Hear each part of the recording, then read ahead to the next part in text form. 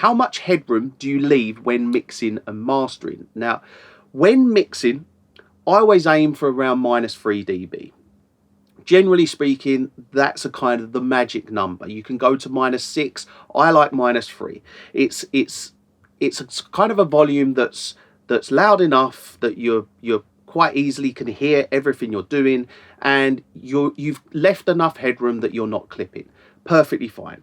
When mastering, I like to work to -1 true peak. So -1 dB true peak. This just leaves enough headroom for any intersample peaks, anything like that. There's no reason to really go to -0.1, -0.3. I don't even feel that there's a massive benefit. Some people like to go to -2 dB. I personally, I will master everything to -1 dB true peak. And this is just because the majority of people are releasing their music for streaming platforms. Now, this is probably 95% of people. Their listener base is streaming. Everyone is streaming. So it's a case of there's no real benefit, I guess, to having, let's say, 0.3 dB true peak. I don't feel there's a benefit there. I feel that the best process is to go at -1 dB. This allows you enough headroom for streaming platforms.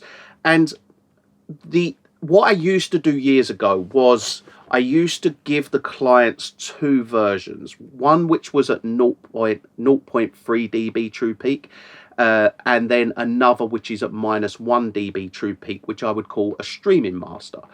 The issue you have there with giving people 2 versions is that there's very much the potential that the 0.3 dB version will go up onto streaming platforms. You are better off releasing -1 dB true peak. Now, there's people who will say different, and this is just me and my personal opinion. -1 dB true peak for streaming. And so I remove the aspect of the potential that someone would release the -0.3 dB true peak version onto a streaming platform. It's all at -1. Now, you can hear a slight difference in the loudness when it comes to a 0.3 dB compared to 0.1. There's obviously 0.7 dB of difference, but it's very minimal. And the pros outweigh the cons, basically, there.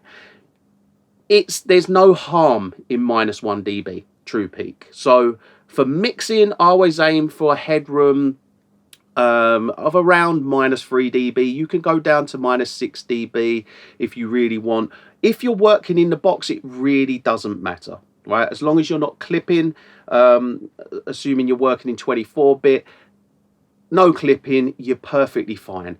When I get delivered a mix, for instance, and let's say it's peaking at -2 dB, it's very easy for me to just bring it down 2 dB to where I want it. When I master, I actually generally bring everything down to around -6 dB and then output into the mastering chain, and I'll adjust accordingly for what I need to go into the mastering chain. But yeah, mixing -3 dB, I find that's the magic number. Mastering, true peak of -1 dB.